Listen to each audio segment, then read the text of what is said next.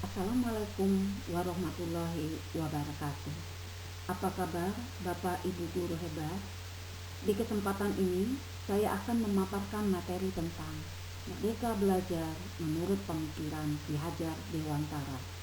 Semoga setelah Bapak dan Ibu guru hebat menyimak pemaparan ini akan merubah pemikiran kita bahwa ternyata pendidikan yang merdeka itu adalah pendidikan yang berpihak pada anak. Kita hanya menuntun segala kekuatan kodrat yang ada pada anak dan menumbuhkan budi pekerti yang luhur pada jiwa anak. Menurut Johnson 2005, dikutip dari program Guru Belajar seri Guru Merdeka Belajar, profesi guru adalah profesi dengan level stres tertinggi.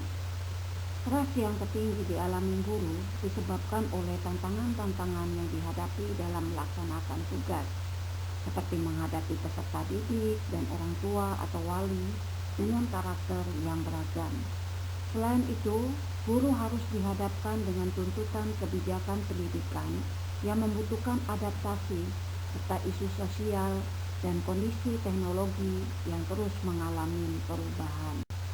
Berdasarkan hasil penelitian Modgen, Karamons, dan Mehri Haddad menjelaskan tentang hubungan self-regulated dengan kelelahan emosi bahwa semakin kompleks beban guru maka akan mendorong kebutuhan untuk mengatur dirinya. Guru yang dapat mengatur dirinya mampu mengurangi dampak kelelahan emosi. Untuk dapat mengatur dirinya, seorang guru harus menjadi seorang guru yang merdeka belajar. Menurut Ki Hajar Dewantara, merdeka tidak hanya terlepas dari perintah, akan tetapi juga cakap kuat memerintah dirinya sendiri. Berdasarkan hal ini, tahukah Bapak Ibu guru hebat apa itu merdeka belajar? Pendidikan yang merdeka belajar dan proses mengembangkan peserta didik yang merdeka belajar merupakan program penting pemerintah. Konsep merdeka belajar terdiri dari 3 komponen, yaitu 1. Komitmen terhadap tujuan, 2. Mandiri dalam menentukan pilihan cara belajar, 3. Melakukan refleksi terhadap proses dan hasil belajar. Untuk mewujudkan program ini dibutuhkan guru yang merdeka belajar juga. Berdasarkan hal tersebut, maka konsep merdeka belajar dimaknai sebagai kemerdekaan berpikir dan bertindak dalam wilayah pendidikan, terutama wilayah pembelajaran yang menjadi tugas guru. Seorang guru harus memiliki sikap komitmen terhadap tujuan, mandiri dalam menentukan pilihan belajar, dan dapat melakukan refleksi terhadap proses dan hasil belajar. Pernahkah Bapak dan Ibu guru yang hebat menanyakan pada diri kita sendiri tentang mengapa saya memutuskan menjadi seorang pendidik dan bagaimana sejarah perjalanan profesi pendidikan kita selama ini? Hal yang paling mendasar yang dilakukan oleh seorang pendidik sebelum ia mengenali karakteristik dan kebutuhan muridnya adalah dimulai dari diri sendiri, yaitu bagaimana kita mengenali kekuatan dan kelemahan diri sendiri. Terkadang kita tidak pernah bertanya pada diri kita tentang bagaimana kita memutuskan menjadi seorang pendidik dan bagaimana sejarah perjalanan profesi kita hingga saat ini untuk kita jadikan sebagai refleksi untuk perbaikan. Dengan kita mengenal diri sendiri, berdaya untuk menentukan tujuan dan kebutuhan belajar murid secara kontekstual dan relevan terhadap diri dan lingkungan, serta mengikuti perkembangan zaman. Bagaimana makna pendidikan menurut pemikiran Ki Hajar Dewantara? Jadi kemerdekaan dalam pendidikan menurut pemikiran Ki Hajar Dewantara dimaknai sebagai 1. Tidak hidup terperintah. Artinya seseorang bisa menentukan arah tujuan sendiri atau dapat memerintah diri sendiri. Kedua, berdiri tegak karena kekuatan sendiri, merupakan kemandirian seseorang dalam mencapai tujuan dengan usaha sendiri. Ketiga, cakap mengatur hidupnya dengan tertib, bahwa seseorang bisa terampil mengatur hidup sendiri secara tertib berdasarkan nilai dan norma masyarakat. Lebih lanjut, Ki Hajar Dewantara menjelaskan bahwa tujuan pendidikan yakni menuntun segala kodrat yang ada pada anak agar mereka dapat mencapai keselamatan dan kebahagiaan yang setinggi-tingginya, baik sebagai manusia maupun sebagai anggota masyarakat. Dengan demikian, seorang pendidik hanya dapat menuntun tumbuh atau hidupnya kekuatan kodrat pada diri anak-anak agar dapat memperbaiki diri.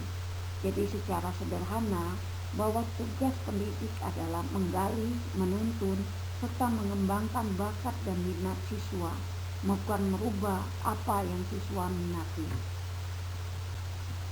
Dalam hal ini, Ki Hajar Dewantara membandingkan pendidik seperti petani dan anak-anak seperti tanaman padi. Seorang petani hanya dapat menuntun padinya dengan menyuburkan tanah, memberi pupuk, membasmi hama yang mengganggu dan sebagainya. Meskipun pertumbuhan padi dapat diperbaiki, tetapi petani tidak dapat mengubah kodrat padi. Misalnya petani tidak bisa mengharapkan padi yang dirawatnya tumbuh menjadi jagung. Selain itu, petani juga tidak dapat merawat tanaman padi dengan cara merawat tanaman jagung. Begitupun seorang pendidik berkewajiban menuntun anak didik sesuai dengan bakat dan minat anak.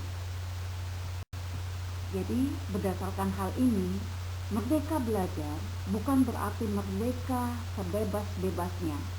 Sebagai seorang pendidik, selain harus menuntun kodrat anak sesuai dengan minat dan bakat, kita juga harus bisa menumbuhkan budi pekerti yang baik pada anak didik kita.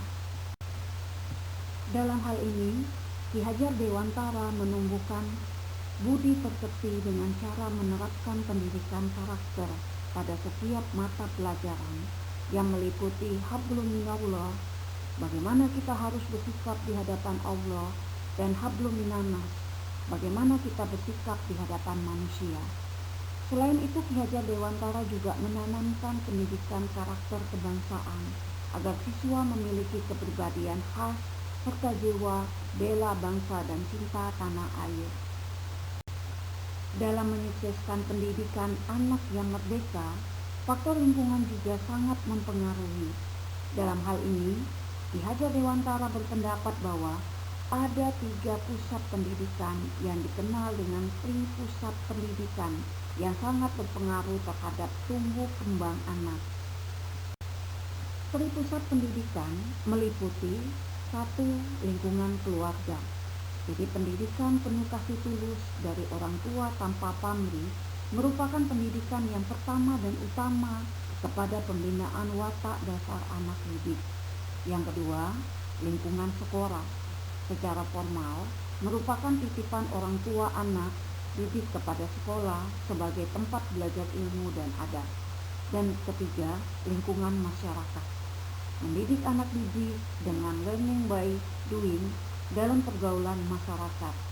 Kegiatan kemasyarakatan yang positif membantu pembentukan watak sang anak dan harus dijauhkan dari kontaminasi pergaulan yang negatif.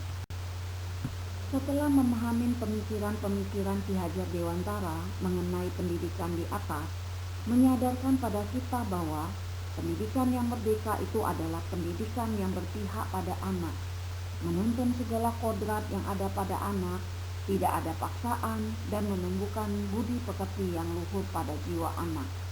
Untuk mewujudkan itu semua, yang harus kita lakukan sebagai seorang pendidik adalah melaksanakan praktek pembelajaran yang mencerminkan pemikiran Ki Hajar Dewantara dengan mengembangkan media dan model pembelajaran dan mengubah pola pikir kita mengenai anak didik, bahwa setiap anak didik memiliki keunikan masing-masing dan menghendaki gaya belajar yang berbeda-beda.